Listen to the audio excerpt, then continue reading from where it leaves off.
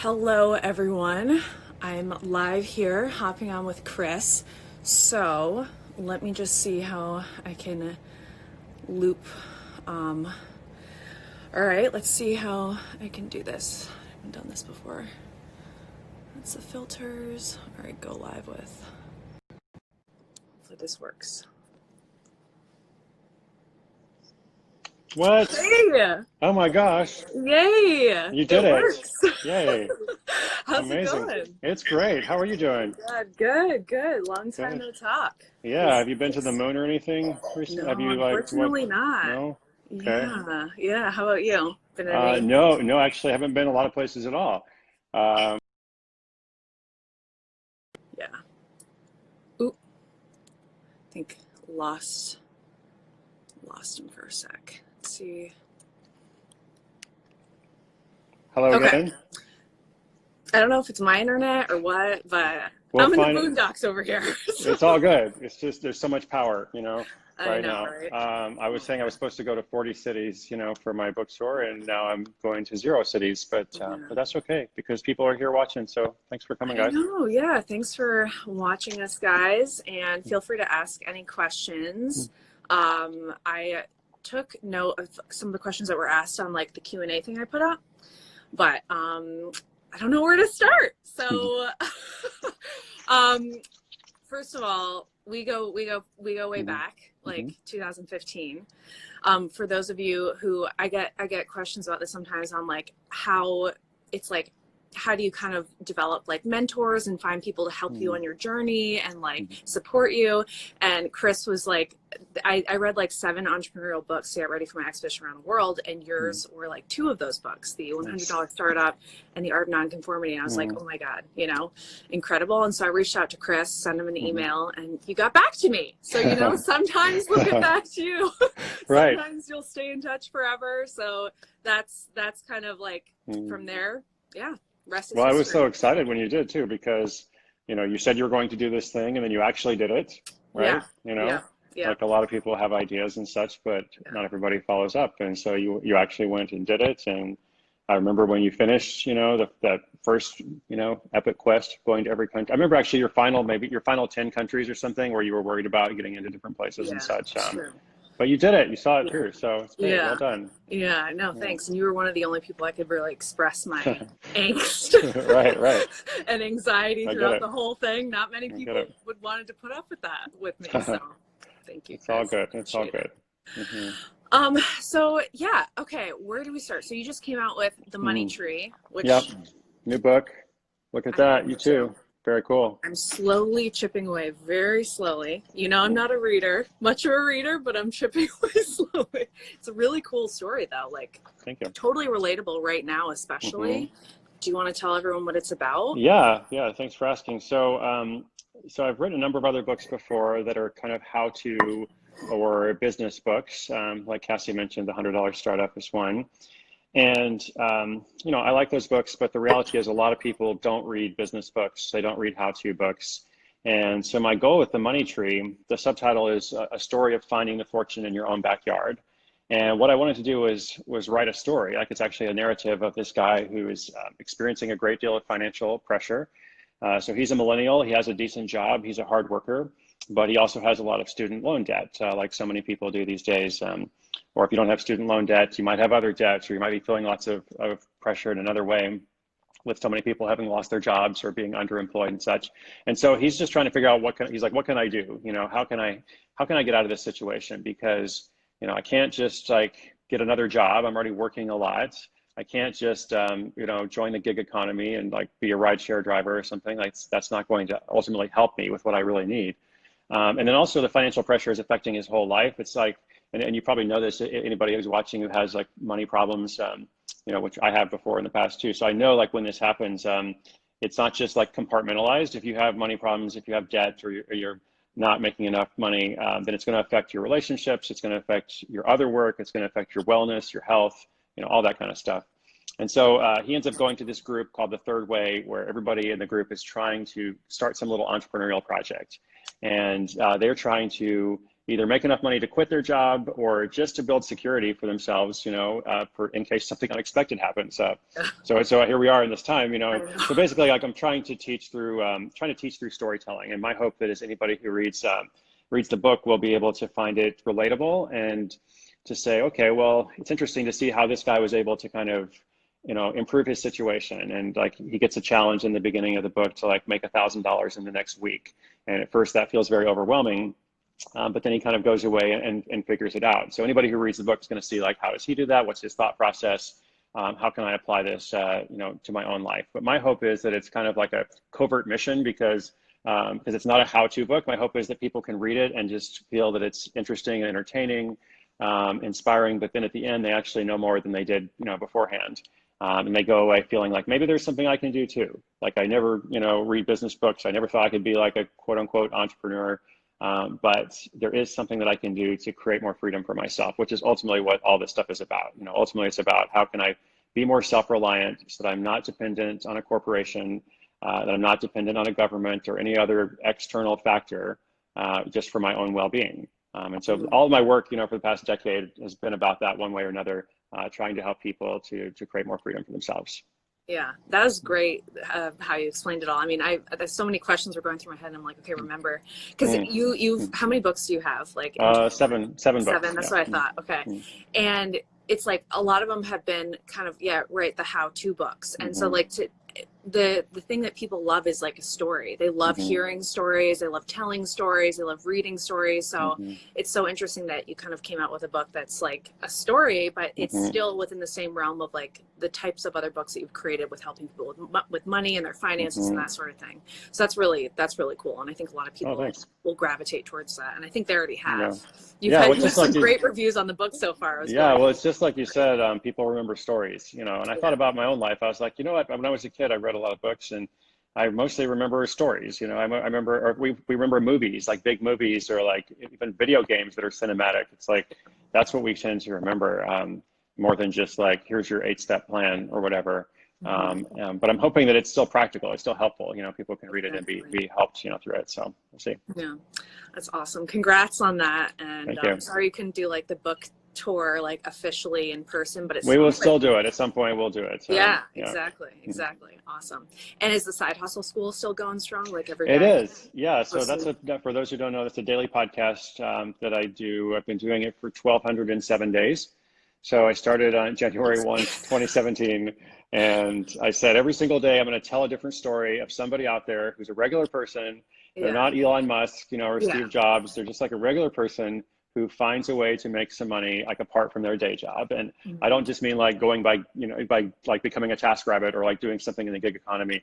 Like they find a way to actually create some kind of asset for themselves, you know, just like you've done in different ways, Cassie, and like maybe some other people watching. So I started that in 2017. I was like, you know, wanted a different story every day, and I kept going. So this is year 4, and we have a wonderful community. People can listen to Side Hustle School on Apple Podcasts or Spotify or wherever they get their podcasts, or at sidehustleschool.com. I have them downloaded. I have like only like a certain amount of podcasts I'll cycle through, like 5 different ones, and yours is on my list there. Thank you. Yours is always uploaded like the newest, like because you upload so frequently, so it's always like the newest one. I'm like bumping everybody else out. Yeah, exactly.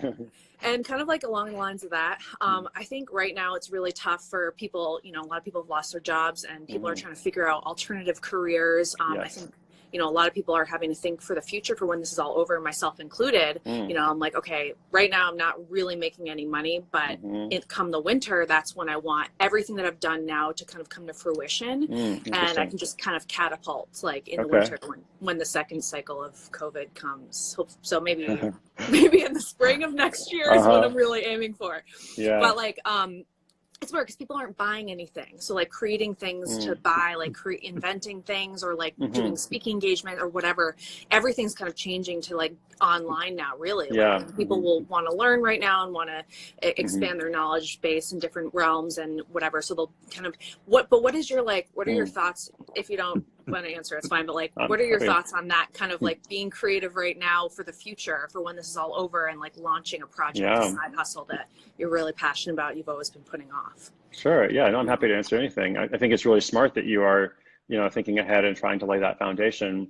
and also recognizing that, you know, the world has changed. Like the world continues to change, and it also has fundamentally changed. And I think if people understand that and accept that, they're going to be much better off than if they are just trying to like wait it out. If they're just trying to be like, I can't wait till it gets back to so-called normal, you know, because a lot of things are never going to be like the way they were before. And that's also okay. So that feels a little bit threatening. Sometimes you're like, wow, this is uncomfortable. This is, I'm not familiar with this whole thing.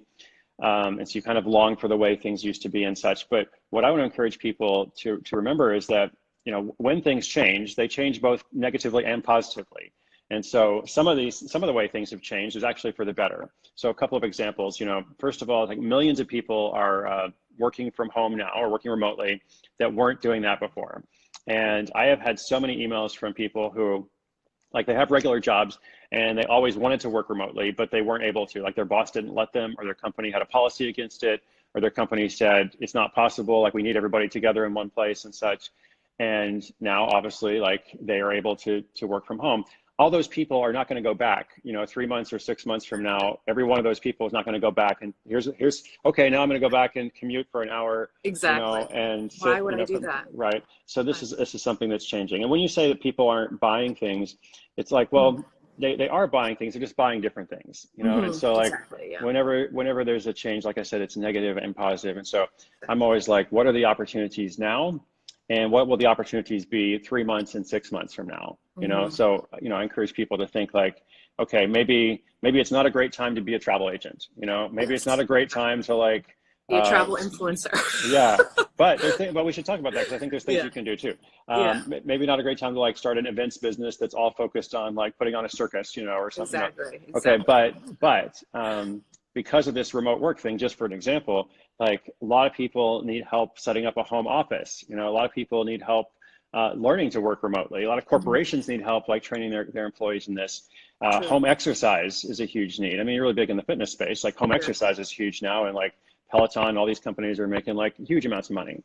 So the question is, what's the opportunity right now? And maybe even more important, what are going to be the opportunities like 3 months from now, 6 months from now, whatever the other side of this is, because that to me is the real skill, is like being able to look ahead, not just like what do people need right now. Oh, I wish I had invested in that hand sanitizer company that I always dreamed of starting when I was 6 years old. But what's going to be relevant in the future, you know? Exactly, for the future. And that's something that, I mean, it's always, that's something I've never focused on. I'm like, right, it's like I can't think more than a year ahead if I'm doing an expedition or something, but like otherwise I'm like, who knows how much time we have left, so I'm gonna live right now and just, you know. But that's not necessarily the smart thing to do sometimes, especially in this case. It's definitely a lot smarter to think ahead, especially when it comes to business. And I'm getting into like land development, real estate land development stuff now. So right, obviously we're kind of going into a downhill, but there's gonna be a lot of opportunities coming winter and stuff. So thinking ahead there is you know, is important. But everything what you just said is definitely true. I mean, Cassie, you're doing these massive expeditions. Like if you're doing like what you do is incredible. Like I don't think you need to focus, you know, 10 years into the future. I'm just talking like the short, the medium term, you know. It's like, medium term. Like you're good, you know. You've been changing the world, and like all these people here are interested in what you have to say. So, you know, you're doing all right. Yeah, thanks. I appreciate it. You're always you're your worst like critic a lot of the time, so you're always thinking that, and you know, but you've been able to like maintain such consistency with your travels and with your books and everything, and that's definitely admirable. You know, not a lot of people can do that. So let's see. I have some questions, but I feel like they have questions, so maybe good either way. I'm scrolling through to see what people I'm always afraid to scroll because I'm afraid I'm going to hang up, you know, to press the button. But I will try to scroll and see everybody. And also, everybody, if you're watching, if Cassie will save the story, I'll go back and read all the comments because I like to see what people say. Yeah. If I don't respond to somebody's comment, it's just because I don't see it, because there's a lot of stuff happening here. Yeah. I'll definitely save this to my stories. Hopefully I can figure that out. I feel like an old person trying to do this stuff. Country with the friendliest people, and actually someone asked that on my question thing. What would you say is the country with the friendliest people? I mean, a lot of countries are friendly. I mean, I feel like more countries are friendly than not friendly. You know, like I think you and I've talked about this before. Like if you go to every country in the world and you travel for years, you're going to have some negative experiences, but Yeah. they're greatly outnumbered, I think, by the positive experiences. So I don't know if I have a single country that's the most friendly in the world. I don't know. Hard to pick just one of Yeah. anything, really. Like, what's your favorite place? I'm like, I don't know. My favorite place is like transit, you know, it's like Exactly. moving. Right? It's so weird because you love the transit. You love I flying, do. the I do. airports, the trains. That's my Yeah. least favorite part. Like, Well, just guess what? Neither of us get to do it now. So it's so funny though. I mean, I guess if you can travel in business, it does make it a little bit better, but you know. How do you overcome these travel restrictions if you're passionate about traveling? what do you think? I would say, like, I mean, the only way to overcome it is to think to the future of when you can travel and plan those trips. Have those trips ready to go and planned out what you want to do, what you want to see, what you want to learn, maybe start a new business or whatnot while you're, whatever it is, like plan for the future with travel. That's the only way to really overcome it, right? Because you can't travel, so. Yeah, I mean, so right now there are a lot of deals for travel booked in the future because nobody's booking travel. And so if you can book, you know, on into the summer, the Northern Hemisphere summer, the fall and such, and also everything is changeable now. So if for some reason you book something and you can't go or whatever, then like you will be able to get your money back or change to a different ticket. So I think, yeah, I mean, you don't really overcome the travel restrictions at the moment by like traveling, but, you know, you look to the future. Exactly. Looking at the future is all we have right now. How do you deal with melancholic feelings? Can anyone, can you offer advice on how to deal with it, especially during this time right now? Yeah. That's a good question. Because Chris and I both go through I was that going to say, quite frequently. It's like both of us, yeah, we talk about this sometimes. We do. So yeah, I'll be curious to know what you think about it. For me, well, so earlier I mentioned like accepting reality. And this is something that I've had to work on a lot. And I've been going to therapy for several years now. It's made a big difference in my life. And like I have written before about struggling with depression and anxiety and such. So one of the things that has helped me is to learn to see things as they are, not the way that I would like them to be necessarily. And at first, this also seems kind of scary or discomforting because we have all sorts of like ideas in our head of like preconceptions or misconceptions perhaps of different situations. And so there's this whole concept of exposure therapy, which it sometimes applies to like, oh, if I'm afraid of spiders, I'm going to go and like hang out with a bunch of spiders. But I think of it more as just like, you know, what are you afraid of in your personal life? What are you struggling with? What mental health issue or other issue? Feeling melancholic during this time is quite normal, first of all, because you know, we're all in this together. I think that's helpful to remember, like everybody who's watching, everybody around the world, we're all experiencing this in different ways, but yet simultaneously, which has never before happened, you know, so there is some like interesting connection and community that comes from that. But about the embracing reality, for me, it's like, I was really big on avoidance. I was really good at avoiding things, you know, avoiding like confrontation, avoiding dealing with my feelings, avoiding dealing with, you know, whatever situation.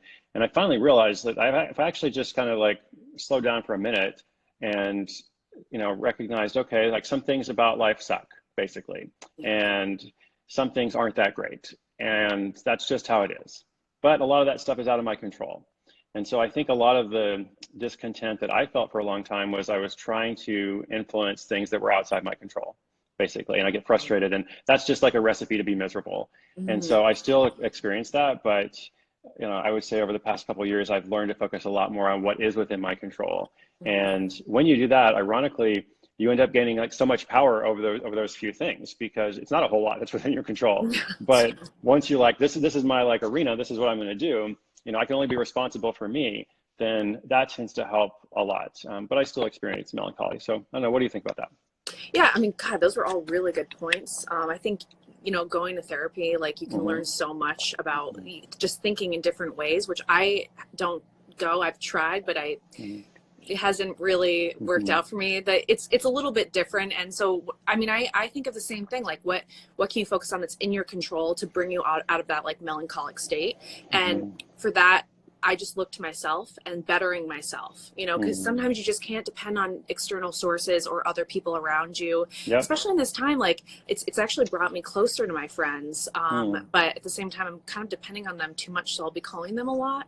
And they're like, Cassie, we have lives here, even though we're not doing anything. We have we're living with our spouses, whatever. And so I take that kind of, and I put it into myself. So focusing on my training, focusing on a project. I mean, as long as my mind is preoccupied with how I can better myself and become a better person, then that's kind of what brings me out of that state.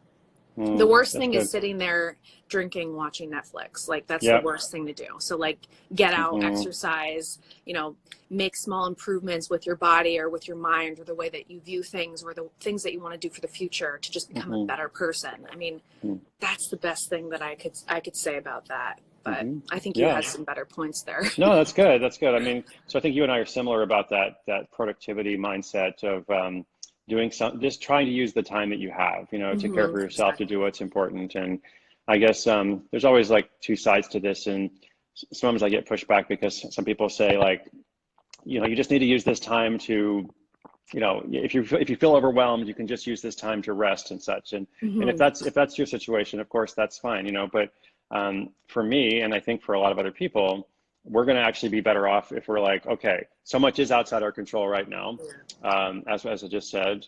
So what do I want to come out of this whole experience with? You know, when I look back a year from now, you know, and I think about what a crazy time that was, and every other person in the planet is going to have like, what a crazy time that was. What else do I want to, you know, what else do I want to think? And for me, I want to think, okay, I used that time well. You know, I'm not a nurse, I'm not a doctor, I'm not a healthcare professional. Like, I can't do anything with that. And then all the other things that we're supposed to do are kind of passive. You know, we got to like wash our hands. We got to like be careful and stay away from people. That's great. But then once that's done, then what? You know? Exactly. And so I think like, what can I make during this time? How can I create? How can I use whatever talent or influence that I have, you know, to, you know, try to better the world in some way. And I think that's ultimately what, you know, brings, maybe if not happiness all the time, it's purpose. It brings like this sense of purpose. That's a really important word to use for sure. And I was thinking about that the other day too, like I don't want to look back on this time and be like, oh, wow, I really didn't utilize my time well. I want to be like, oh yes, like it was annoying to have to focus that much at times, but look at where I am today.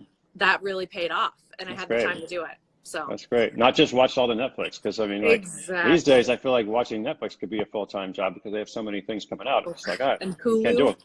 I just all the others. Yeah, there's like a dozen of them now. It's crazy. Bad. The YouTubers are doing well right now. That's for sure. For sure, yeah, because people are watching. Yeah, YouTubers are doing well. You know, who else is doing well? Like there are groups that are doing well. Like I said, so you just have to, you have to think about like what is relevant during this time. And one thing that I know is that people are like just desperate for connection and community. And that's why, you know, so many of these live streams are, you know, being attended well, and people are starting all kinds of, you know, new online meetings and such. And I think it's because we're like, okay, I want to connect with people. I can't go out and connect with people. So what else can I do? And, you know, necessity is an interesting thing, because you think that all these things can't happen online. And then when they have to, then they do, you know, like whether it's like online yoga, or I did a story of this woman who's doing online belly dancing classes. Like she's showing people belly dancing, and I'm like, okay, cool. You know, online, right? You know, why not? Right. So I completely agree. I mean, the more the merrier. I mean, may as well. What are we doing right now anyways? So someone asked, how does one figure out their why besides the whole think on it? Think on it. I think it's not so much about thinking on it, more as it is like trying a bunch of stuff and doing things and paying attention to the voices in your head. And by this, I don't mean like, you know, the voices in your head, you know, telling you all kinds of crazy stuff, but the voices in your head that are like giving you these ideas and like planting something, like some kind of seed, and like, why am I, you know, ask yourself, if you listen to podcasts, if you read books, like even just watching this live stream, like you could be watching Netflix right now, but instead you're choosing to kind of better yourself. Like you're choosing to say like, I want to, so you're already making good choices in that regard. So the next thing is, you know, what's this idea that I have, even if I don't know exactly what it is, how can I take one step toward it? And maybe don't worry if it's like, people put a lot of pressure on themselves to like find the ultimate idea. Like what is my one thing? What is my life purpose? And if you're 20 years old, you don't need to know your life purpose. You know, if you're 30 years old or 40, it doesn't matter. Like, you know, find your life purpose or whatever you like to think of that thing as, by taking steps towards ideas, goals, dreams. And as you pursue those ideas and goals and dreams, then like more things open up. And like for me in my life, that's certainly how it was. it's not like I started, you know, when I was 20 years old saying, okay, I want to fast forward like 20 years from now, and I want to be this author and like doing the podcasts and the streams and such and talking with people about like living an unconventional life. You know, when I was 20, it was like, I want to travel. I want to like start a little business. I was an aid worker for several years in West Africa. I was like, I'm attracted to like nonprofit charity work.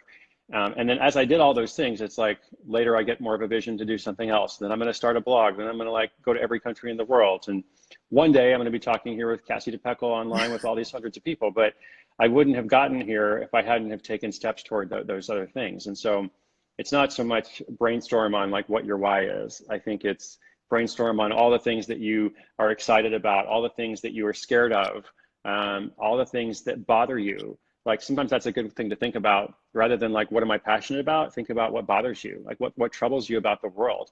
That's often a good kind of pathway to finding a side hustle or to finding like your mission, perhaps, let's say, or just your next step. You know, what problem out there can you address? You know, what can you provide a solution to? And just being much more proactive, I think, is better than just kind of sitting around and thinking about it. Wow, I mean, great. This is why you're so successful with all your books. And it's like literally one thing I'll never forget is like, everyone's like, find your passion, you know, and then that's it. My dad was always like, follow your passion. I'm like, I don't know what that is. What is that? How do you find that? I still don't know. Right. Like, I don't know. But one thing you said in one of your books was follow your excitement, like what excites you. And then that just stuck with me to this very day. Good. Like, what does excite you? Because you can create a career out of anything that excites you. Yeah. Like, even if it's cats, like even if it's ice cream, or if it's like whatever it is, like that's really important to remember and to constantly like remind yourself of. Yeah, cats are the biggest influencers online these days. I mean, cats have more followers than anybody else, you know? Right? And ice cream, I did a story on somebody who had a podcast all about ice cream. They're actually making money from it. Wow. I did a story on a graphic designer who she really loved dogs, and so she focused on like the dog market, essentially, like dog businesses and such. And she was like, as a graphic designer, it's really hard to stand out because everybody's a designer. So, but she was able to like create this really good income for herself by saying like, I'm a designer, this is my space, these are my people, you know, dog people are my people. And so by following that excitement, as you said, and pairing it with your skill, like your excitement, your skill together, you know, and then what is valuable to other people, like this is like the quest I think that we're all on, is like, how do I find this thing, you know, that's going to be something I like to do and something I'm good at and something that is economically viable and sustainable, because I need to do that too. Like, let's not forget that. Yeah. And you find that thing by trying a bunch of other stuff and seeing what happens. Yeah.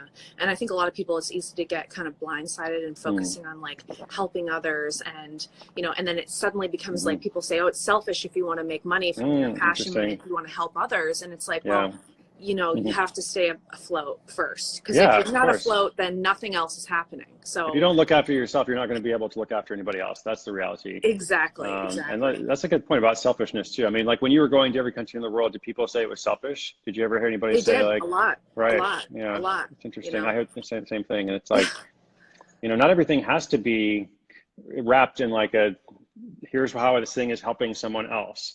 You know, it's okay to do something for yourself because you're going to be a better person, you know, as a result. I was telling this story the other day of this guy I knew, actually wrote about him in The Art of Nonconformity like 15 years ago or whatever.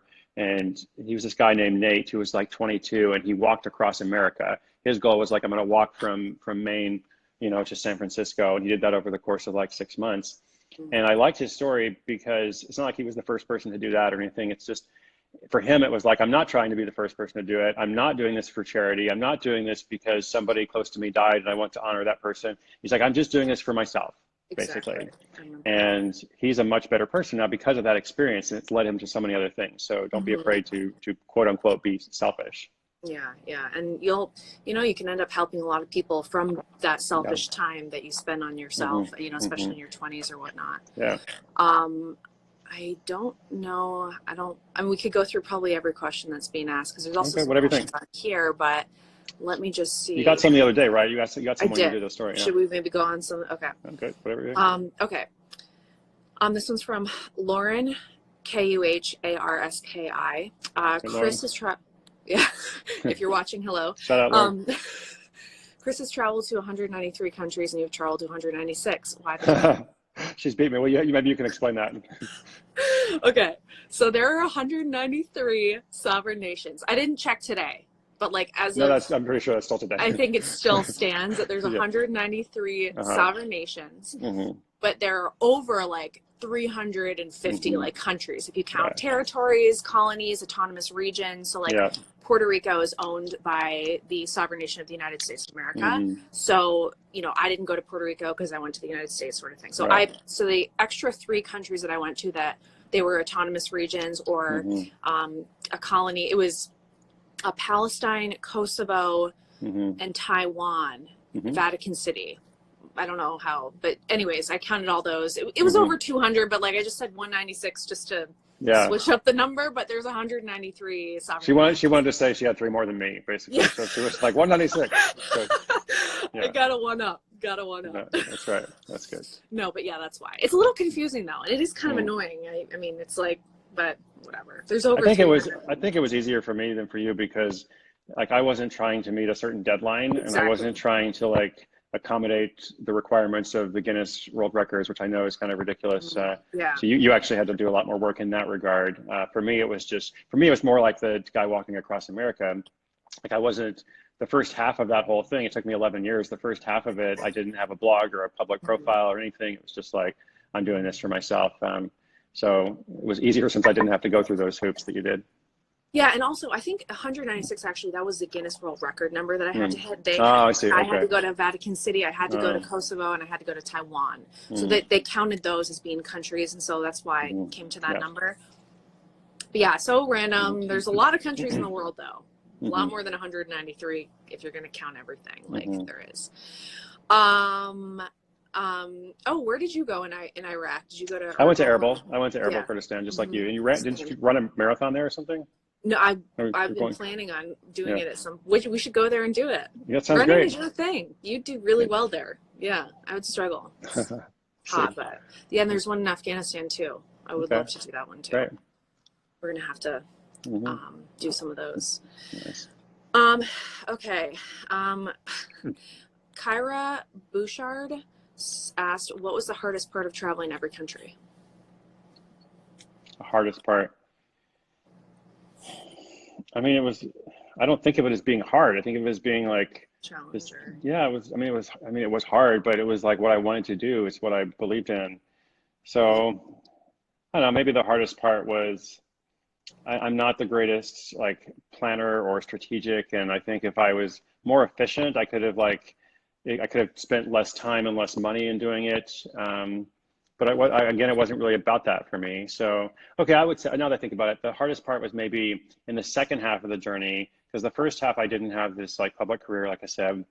But the second half, like I started writing the blog and then the books and like things are like taking off. And so like I'm getting lots of, I get lots of opportunities to go and speak or go and do something or some business that I want to start. And it's really hard to do that when you're like flying around the world, 2 weeks of the month or something, as you know very well.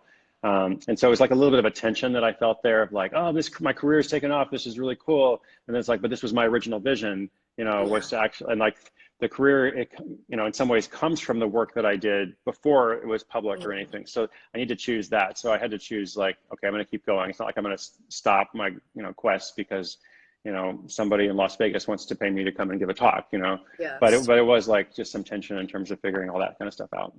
That is tough. Yeah.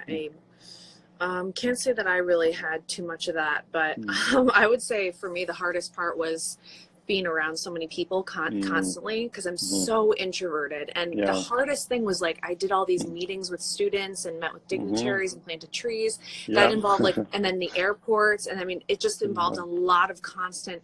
So the biggest question I would get is like, what, like, were you lonely? Like, how did you overcome that? I'm like, I had to fight for my time. I was the opposite to be alone in my hotel room.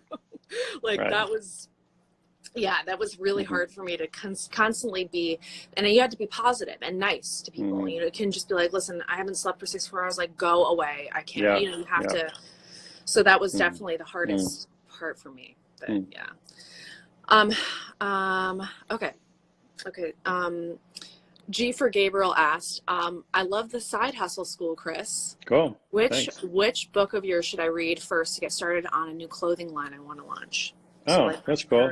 Thanks. Yeah. Thanks, Gabriel. What's up? Thanks, Gabe. Yeah. Yeah, that's cool, man. So I would recommend the new book if you haven't read any of them, The Money Tree. Conveniently, I have it here on my desk, which I can hold up at any point. You know, I have it here as well. Thank you so much.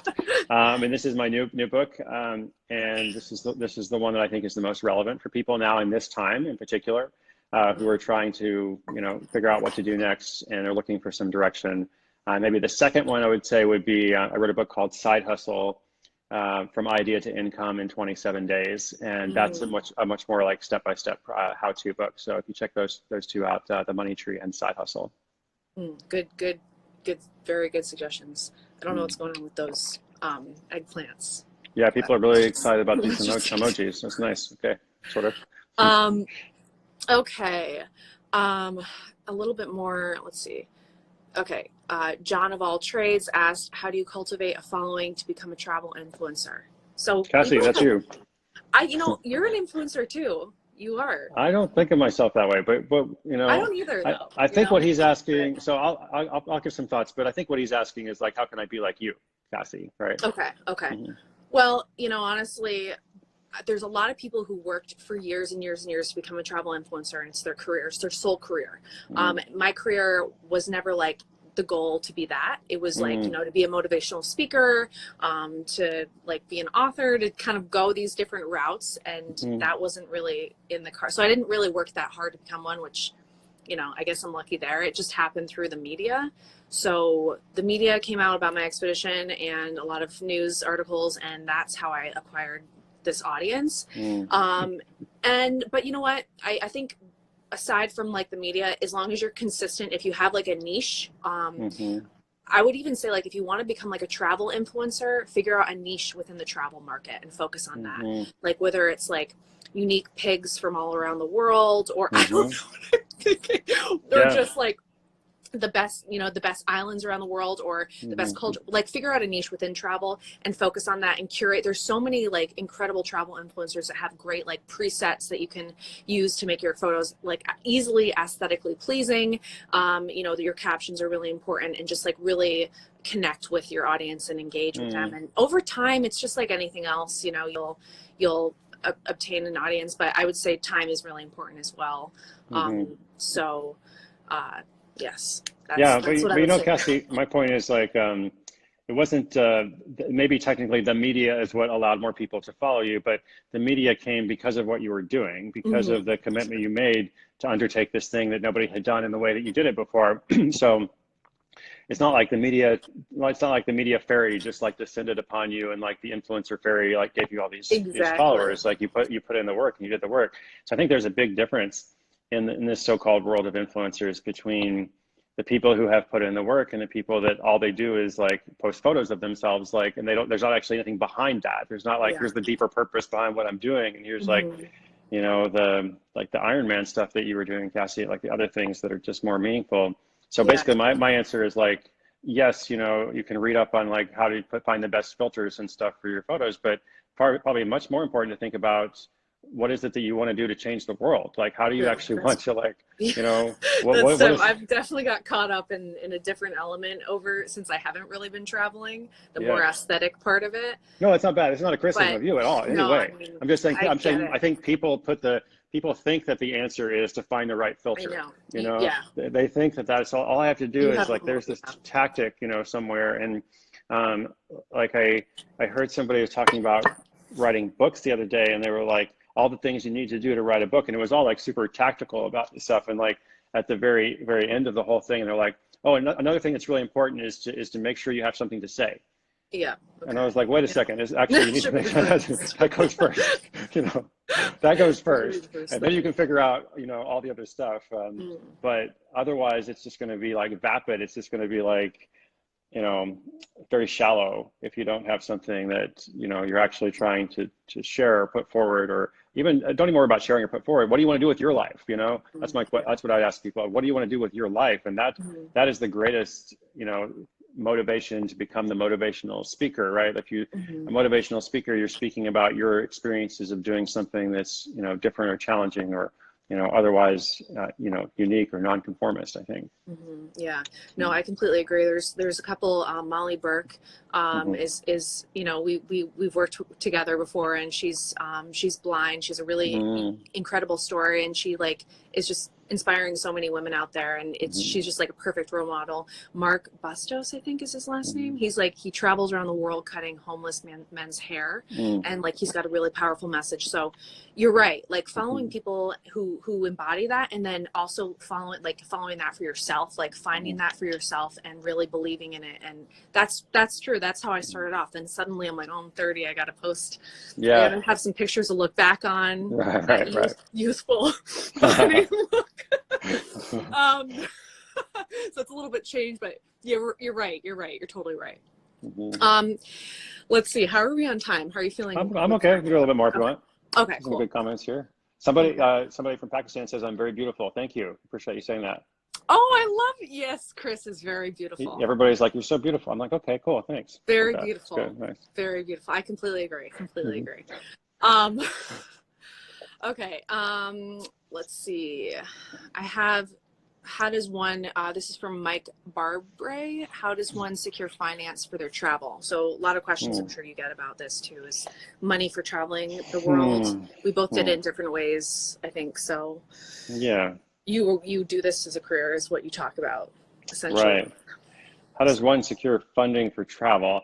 I don't know, because I never really did that. You know, I You just, you never. used your own money, right? And you saved up and Yeah, and I mean, I worked along worked. the I mean, way. I worked everywhere I went, and like always had little businesses that I was doing and such. And it also wasn't that expensive. I mean, like for a lot of it, I was using frequent flyer miles, and I got into this whole world of travel hacking, and so I You're was good able. with that. You're good with travel hacking. Yeah, I used to be. I'm not as I'm not. not as invested in it now, but I used to be. You know, Yeah. and so partly because I was like really frugal, and I was like, I don't want to spend a lot of money, so. For me, it was more like, what's the alternative way that I can do this? Like, what's another way that I can, which I think you can ask for anything in life. Like here's your objective, you know, oh, I want to like get this advanced degree. Why do you want the advanced degree? Maybe there's some other way to, you know, obtain whatever it is you actually want. You know, oh, I need funding to start my business. But do you really? Because a lot of businesses can start without funding. You know, I wrote a book called The $100 Startup, which is all about people that are starting with no money, basically. So there's always an alternative way, you know, to do something. I'm sure we could talk for a while about like how to get We could funding for talk. a certain trip, but Yeah. I just think like, do you need, are you waiting on that before you plan your actual life, you know, or is there something you can plan without somebody else coming along and saying, yes, now you can live your life, here's a check, right? Exactly. Exactly.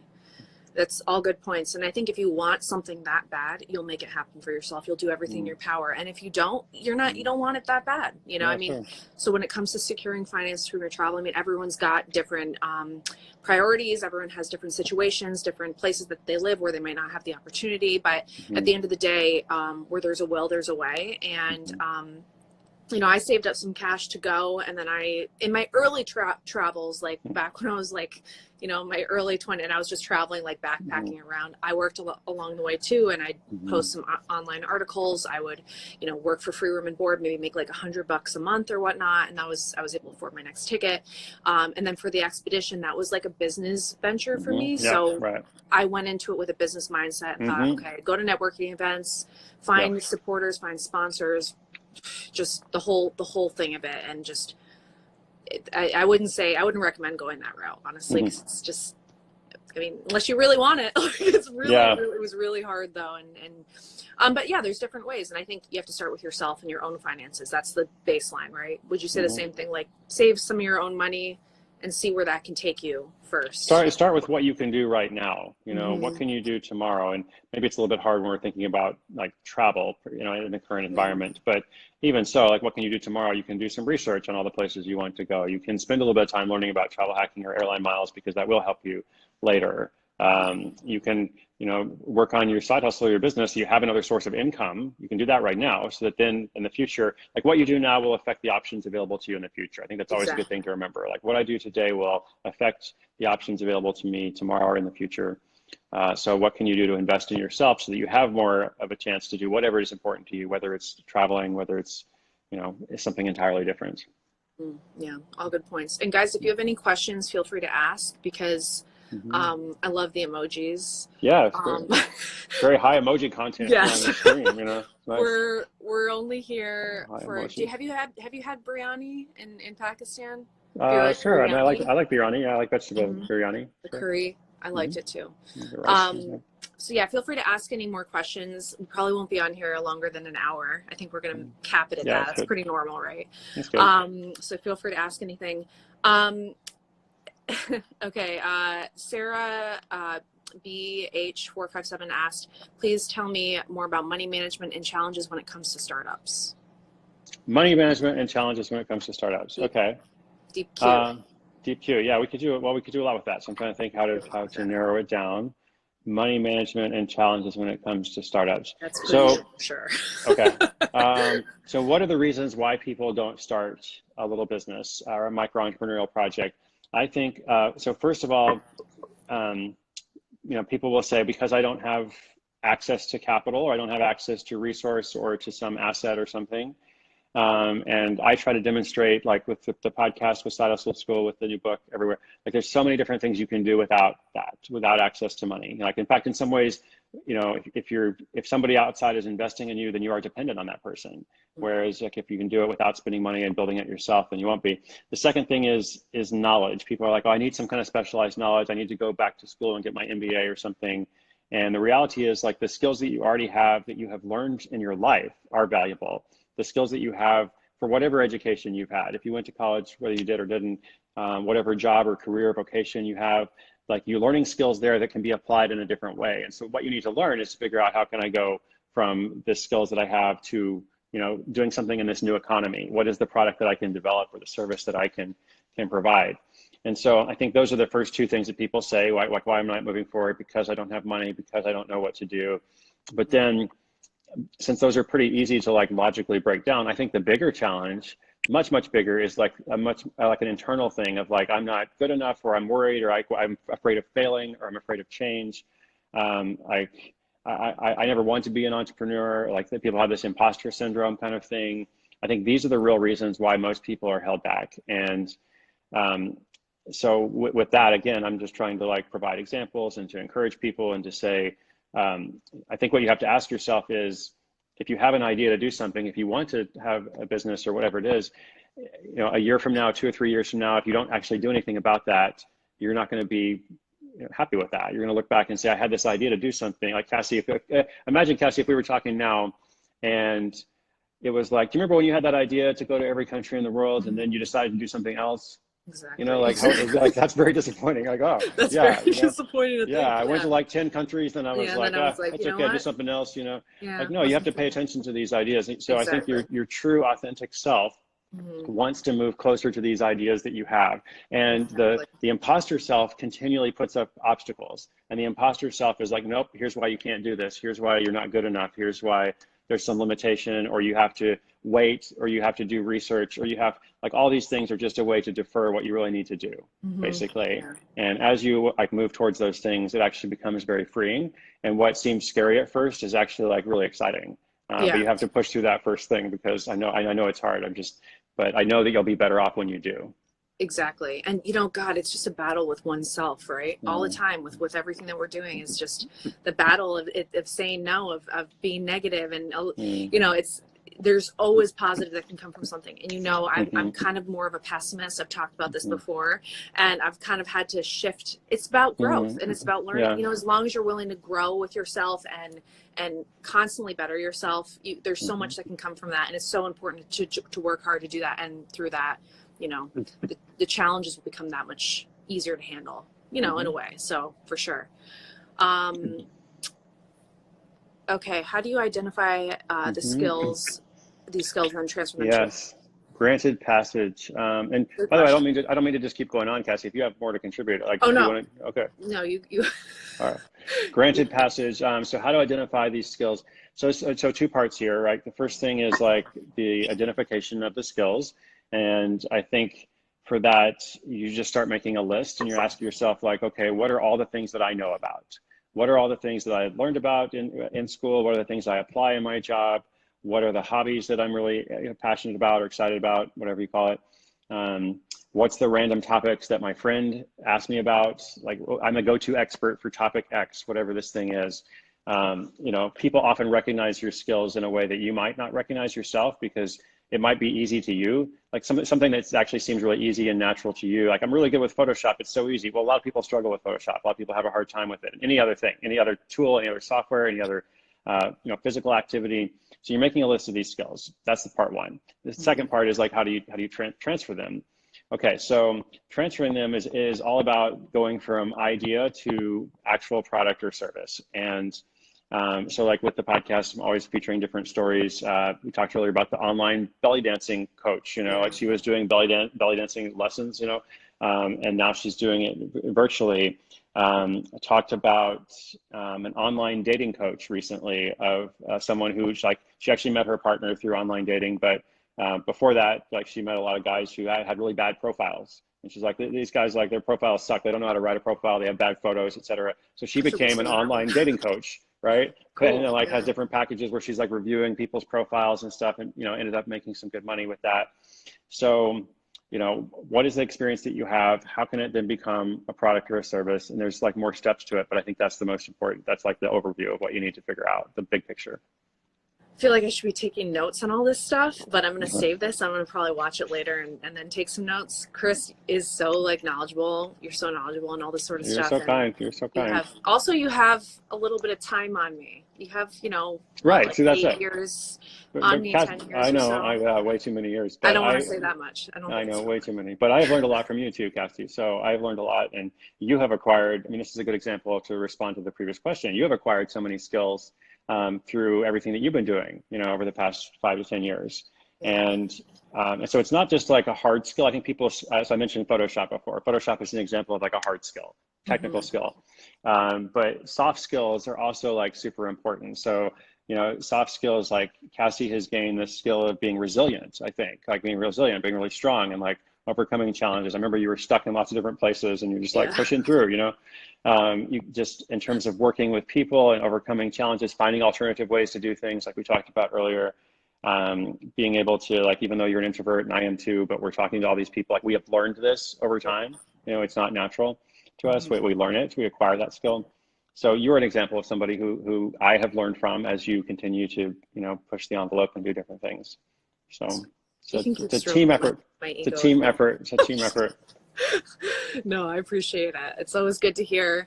And yeah, I think probably, do you want to end on this last question about travel? Oh, what was the question?